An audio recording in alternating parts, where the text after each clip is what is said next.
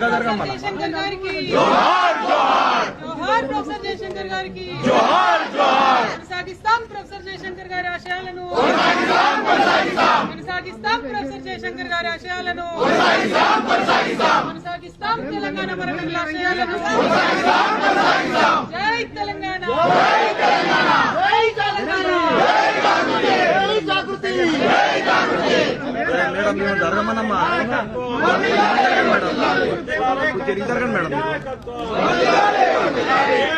జాగృతి జై జాగృతి జై జాగృతి వర్ధిల్లాలి కవితక్క గారి నాయకత్వం జై జాగృతి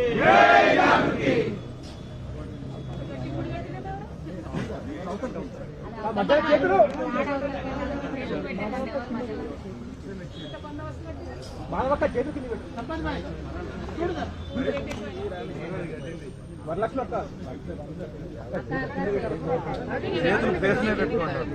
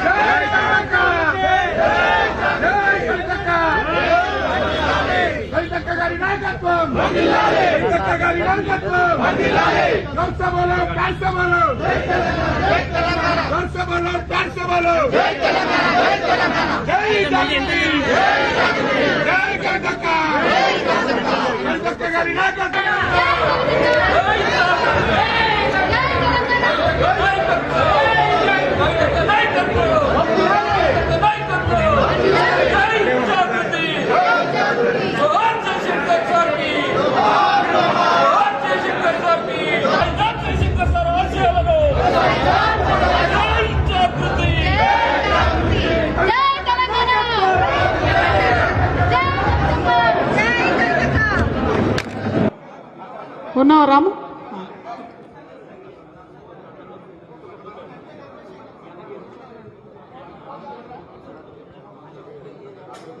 ఇస్మాయిల్ భాయ్ వచ్చిండా? రాలే? ఓకే, స్టార్ట్ చేయను. జై తెలంగాణ, జై జాగృతి.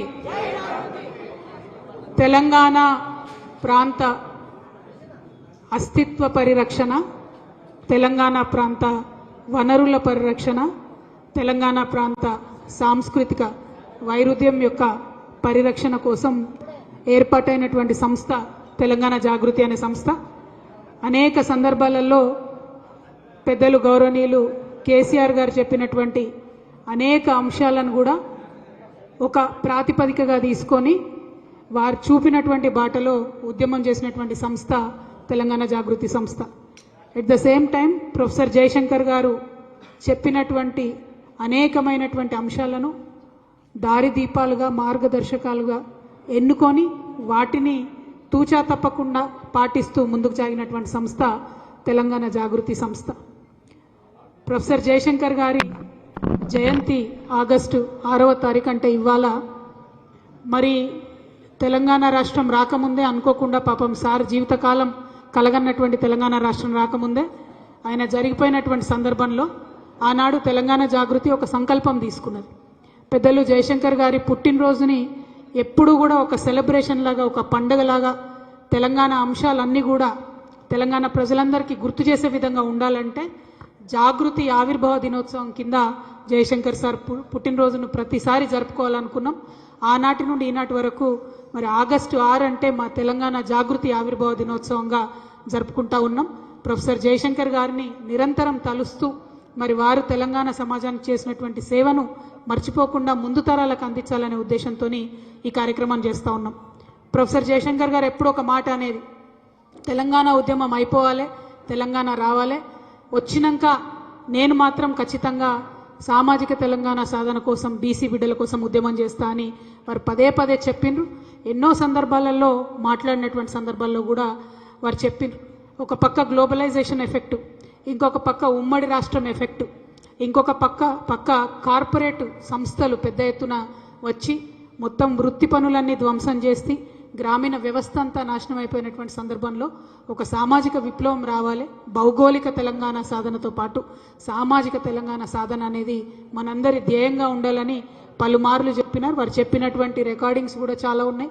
ఇంటర్నల్గా అనేక మంది మేము మాట్లాడినప్పుడు వారు ఒకటే చెప్పేవారు, తెలంగాణ రాష్ట్రం రాకముందు మనం ఏ అంశం ఎత్తుకున్నా కూడా ఒక డీవియేషన్ లాగా ఉంటుంది. కాబట్టి రాష్ట్రం ఏర్పడ్డ తర్వాత మాత్రం ప్రతి ఒక్క సెక్షన్ ప్రజలకు న్యాయం జరిగేలాగా, అది మహిళలు కావచ్చు, దళితులు కావచ్చు, గిరిజనులు కావచ్చు, ఆదివాసీలు కావచ్చు, మైనారిటీలు కావచ్చు, మైనారిటీ ముస్లిమ్స్ కావచ్చు, మైనారిటీ క్రిస్టియన్స్ కావచ్చు, మైనారిటీ సిక్కులు కావచ్చు, ప్రతి ఒక్క వర్గానికి సంబంధించి అగ్రవర్ణాల్లో ఉండేటటువంటి పేదలు కావచ్చు, స్పోర్ట్స్ మెన్స్ కావచ్చు, బీసీ బిడ్డలు కావచ్చు, ప్రతి ఒక్క వర్గాన్ని మనము భూతత్వంలో పెట్టి చూసి మరి వారి సమస్యల్ని పరిష్కరించేటటువంటి బృహత్తరమైనటువంటి బాధ్యతను ఎత్తుకోవాలని చెప్పి పదే పదే వారు చెప్పేవారు.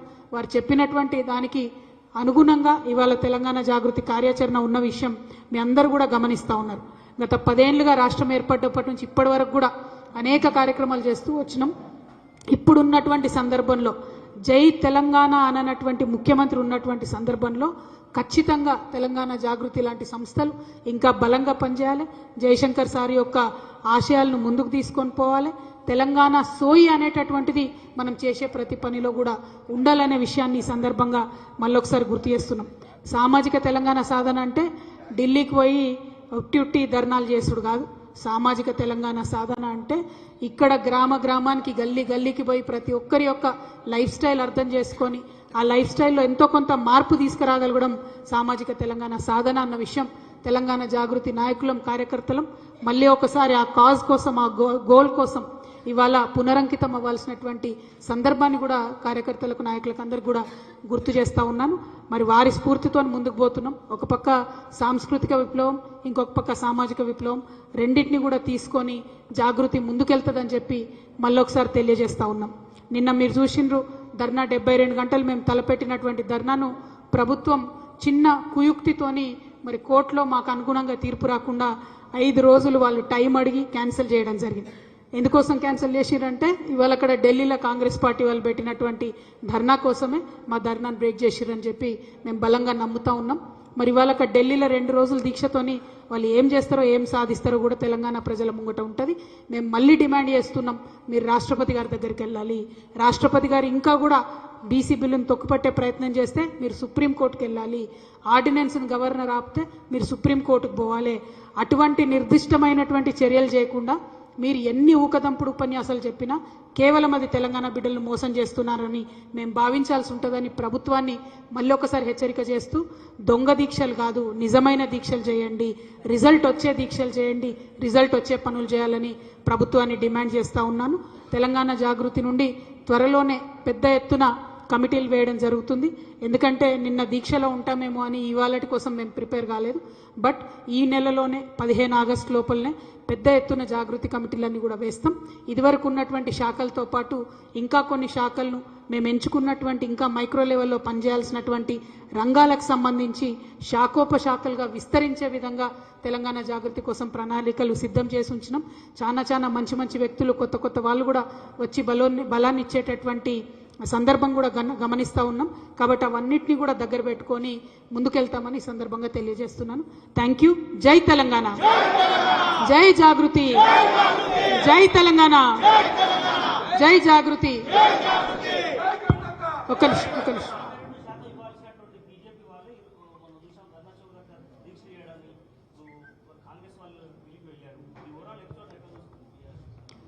అంటే ప్రధానంగా ఒకటే అండి, 2 పార్టీలు ఎవరైతే చిత్తశుద్ధితోని రిజల్ట్ ఓరియంటెడ్గా పనిచేయాలనో ఆ 2 పార్టీలు కాంగ్రెస్ కానీ బీజేపీ కానీ ఇద్దరు పరస్పరం నేను కొట్టినట్టు చేస్తాను, నువ్వు ఏడిచినట్టు చేయని ఒకరినొకరు కలుపుకొని మరి నాటకం చేస్తున్నటువంటి విషయం తెలంగాణ బిడ్డలు ఇప్పటికే గమనించారు. ఇంకా పెద్ద ఎత్తున అది అర్థమవుతున్నది రోజు రోజుకి.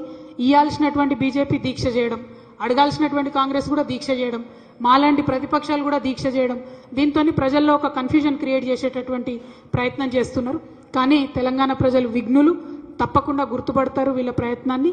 తెలంగాణ జాగృతి మాత్రం సామాజిక తెలంగాణ సాధన కోసం ఏ ఒక్క అంశాన్ని కూడా వదిలిపెట్టకుండా ముందుకెళ్తాం. 2 పార్టీలను కూడా ఎండగడతామని తెలియజేస్తాం. ఆ నిపుణులతో మేము సంప్రదిస్తూ ఉన్నామండి. ఇప్పుడు ఈ ఢిల్లీలో కాంగ్రెస్ చేస్తున్నటువంటి 2 రోజుల హడావుడు ఏదైతే ఉందో అట్లీస్ట్ దాని తర్వాత కనీసం రాహుల్ గాంధీ గారు ఒక్కసారైనా పార్లమెంట్లో మాట్లాడతారా, సోనియా గాంధీ గారు రాష్ట్రపతి గారు అపాయింట్మెంట్ కోరరా, ఈ అన్ని అంశాలను కూడా చూసిన తర్వాత మా యొక్క కార్యాచరణ ప్రకటిస్తాం. మీకు తెలుసు ఇదివరకు మేము రైల్ రోకో ప్రకటిస్తామని చెప్పి చేసి గ్రామాన ప్రచారం చేసిన తర్వాత తప్పనిసరి పరిస్థితుల్లో రాష్ట్ర ప్రభుత్వం ఆర్డినెన్స్ని ప్రకటించింది. ఇప్పుడు ఆ ఆర్డినెన్స్ని గవర్నర్ గారి దగ్గర పాస్ చేయించుకోవడానికి రాష్ట్ర ప్రభుత్వం చేసే ప్రయత్నాలు ఫలిస్తాయా లేదా మనకు 1-2 డేస్లో తెలిసిపోతుంది. లేకపోతే ఖచ్చితంగా మంచి పెద్ద ప్రజా ఆందోళనకు రూపకల్పన చేయడంలో జాగృతి ముందుంటుందని కూడా తెలియజేస్తా ఉన్నాం.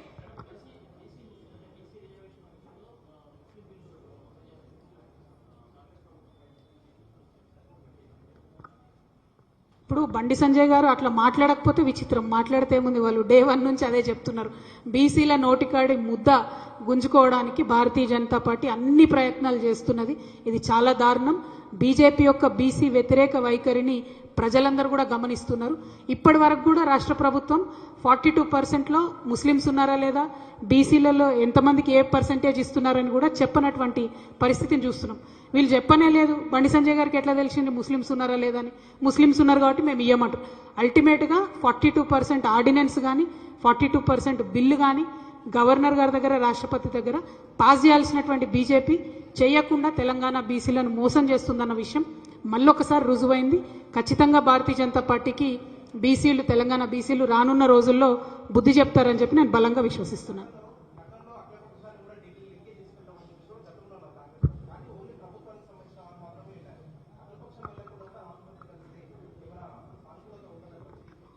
మీకు గుర్తుండుంటుంది, తెలంగాణ ఉద్యమ సందర్భంలో మనం అనేక పర్యాయాలు తెలంగాణ ఉద్యమం చేసేవాళ్ళం. ప్రతి ఒక్క పార్టీ దగ్గరికి పోయి జై తెలంగాణ అనిపించేది. ఎందుకు? రాజకీయంగా ఒక పార్టీ, ఏ ఒక్క పార్టీ, అది చిన్నదా పెద్దదా అన్నది కాదు, పార్టీ అనేటటువంటిది మద్దతు ఇస్తే ఒక అంశానికి, ఆ అంశానికి బలం చేకూరుతుంది. కాబట్టి ఇవాళ కూడా బీసీలకు సంబంధించి బీసీ బిల్లు అసెంబ్లీలో పాస్ అయ్యేటప్పుడు మేము ముఖ్యమంత్రి గారిని అదే డిమాండ్ చేసినాం, మీరు అఖిలపక్షం తీసుకొని వెళ్ళండి.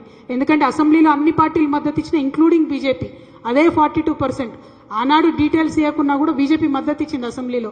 ఇవాళనేమో డీటెయిల్స్ ఇస్తలేరు, మరి అందులో ముస్లిమ్స్ ఉన్నారేమో అనేటటువంటి అనుమానంతో చేయమని చెప్తుంది. సో వీళ్ళందరినీ ఎక్స్పోజ్ చేయాలంటే ముఖ్యమంత్రి గారు ఖచ్చితంగా బీజేపీ రాష్ట్ర అధ్యక్షునికి లేఖ రాసేది ఉండే, నడవండి ఢిల్లీకి పోదామని. ముఖ్యమంత్రి గారు లేఖ రాయారు, ఈయననేమో అడ్డుపుల్లలేస్తారు. అంటే ఇద్దరు కలిసే నాటకాలు ఆడుతున్నారన్న విషయం మళ్ళొక్కసారి ప్రజల ముందు ఎక్స్పోజ్ అవుతా ఉంది. ఇప్పటికి కూడా నేను డిమాండ్ చేస్తూ ఉన్న ప్రభుత్వాన్ని, మీరు ప్రతి రాష్ట్ర అధ్యక్షుడు, ప్రతి పార్టీ రాష్ట్ర అధ్యక్షుడికి ఉత్తరం రాయండి, వారిని తీసుకొని ఒక డెలిగేషన్ తీసుకొని, ఆల్ పార్టీ డెలిగేషన్ ఢిల్లీకి వెళ్ళండి.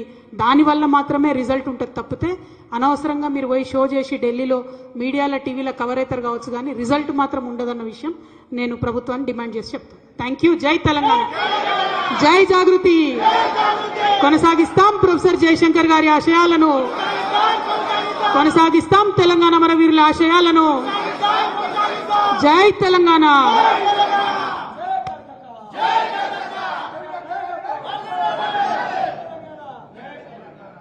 మీడియా మిత్రుల్ని ఇక్కడ చిన్న ఇంటరాక్షన్ కోసం ఇందులో చైర్స్ ఉన్నాయి చూసుకో.